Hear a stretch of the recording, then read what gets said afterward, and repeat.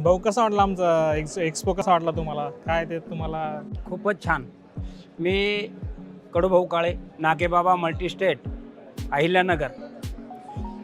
आदरणीय आमचे मार्गदर्शक किरणदादा यांनी मला काल सांगितलं का असं असं प्रदर्शन आहे. ॲक्च्युली माझं एज्युकेशन कमी आहे पण आवड आहे. पण आणि दादांचा आदेश म्हणून आलो मी.